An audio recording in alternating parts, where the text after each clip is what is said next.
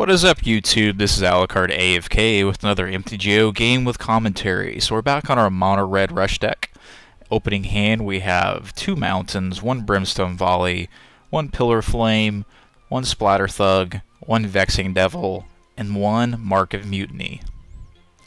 Let's get dangerous.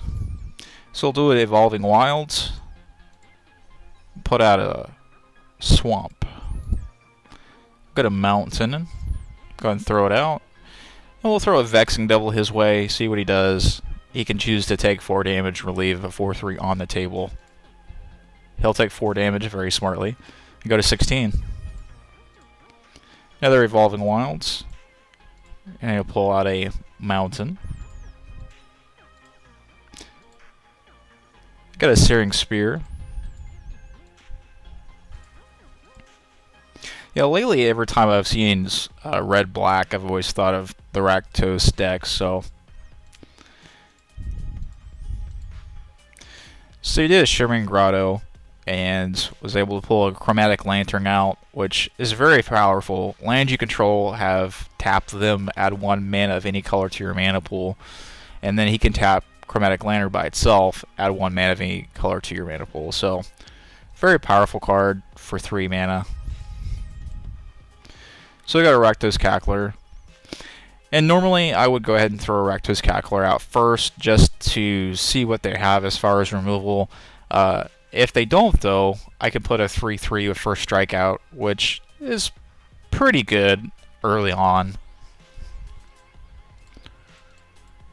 So that's what we do. We unleash him, he becomes a 3/3. But he cannot block. He'll instantly do a Dreadbore, and I would have kept this card back if I were him. It's a very powerful card for 2 mana.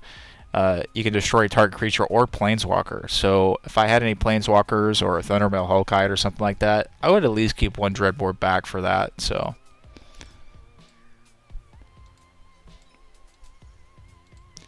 and really the fact that he did that tells me in those 5 cards that he has in his hand, he probably has another Dreadbore that he is holding back and or other types of removal, so it's going to be a constant trading back and forth.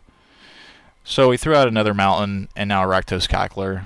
We'll unleash him as well, and come out at 2/2.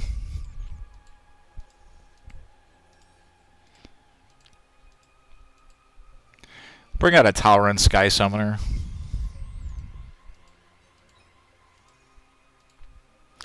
Got another mountain. So we're getting some pretty steep mana in this deck. Normally we can function very well with 2 or 3 mana.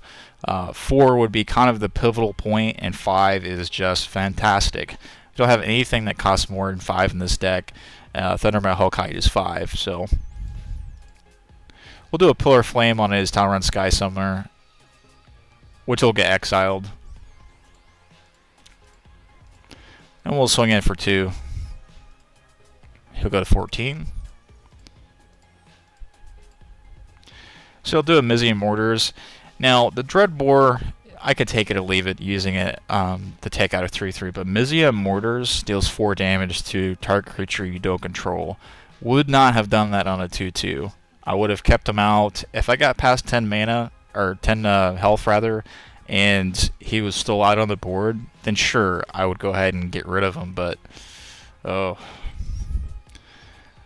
waste of a card there. And of course he's looking at his mana cost at this point, you know. I can, for 2 mana I can kill him, right? But for 4 damage, So I mean, when you have black removal, they pretty much destroys target creature. You're not really concerned about it, you know. But with red, you really have to look at what kind of damage you're going to do to those creatures, and you know. So we got Thundermail Hellkite.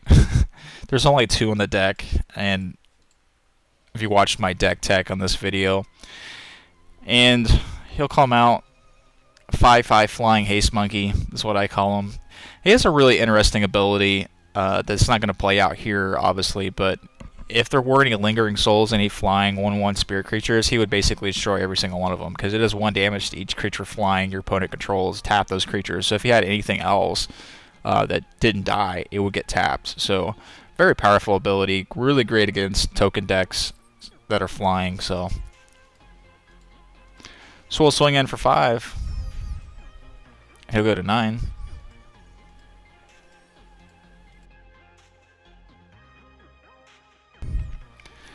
So he'll do a Dreadbore on Thundermail Hellkite.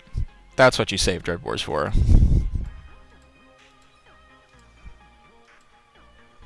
So we got a Pillar of Flame, so you don't have anything to play. Want to keep these cards: Pillar of Flame, Searing Spear, Brimstone Volley. Of course, Mark of Mutiny is really late game anyway, or end of game where you're going to win. I would never do this early on because it's going to give them a 1/1 counter, and if you don't kill them, they're going to be able to have that creature with a 1/1 counter on it. So always use it when you know you're going to win the game, or this is going to be the card, the creature you're going to steal to actually win the game. And these guys, I mean, you really have to think about it like red control. I love control, if you didn't know that already, especially mono black control. But even playing a mono red haste, red deck wins with utility type deck, I still keep these kind of cards back. Unless I know for sure that, you know, I can swing in with a creature and then do a Brimstone Volley and kill them. I'm going to keep these back for creatures that they're bringing out on me. So we'll do a Steam Vent, bring out a Steam Vent. And we got an Ash Zealot. She's a 2/2 for 2, first strike and haste. She'll swing in for 2. And he goes to tap his lands, but then doesn't actually do anything. He taps them again for something different and does not play anything. So he takes 2 damage to go to 7.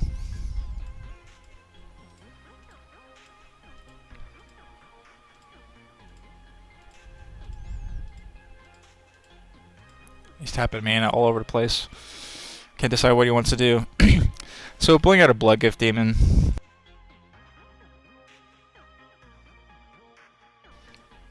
I'm gonna get a Rakdos Shred Freak. There's probably a lot I could do here, but Mark of Mutiny is in this deck for a reason. So late game, it's perfect. So we'll pull Rakdos Shred Freak out with haste. And then we'll do a Mark of Mutiny on his Blood Gift Demon.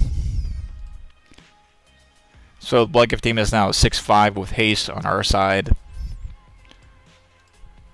And he'll good game us. See, that's how it's supposed to work, guys. When you're losing before the final blow, go ahead and good game. It's just good sportsmanship, you know? So we good game him back, and we'll swing in for the kill here. He'll go to 5 initially, and then -3. So the game will end on turn 9. He'll be at -3, and we'll remain at 20. Once again, we did not take any damage. We had plenty removal left, utility left, Brimstone Volley, Searing Spear, Pillar Flame, if he had brought any creatures out to block or anything. Of course, he had no mana, but that's Mono Red Rush, guys. Comment, like, and subscribe. We'll catch you later. Bye.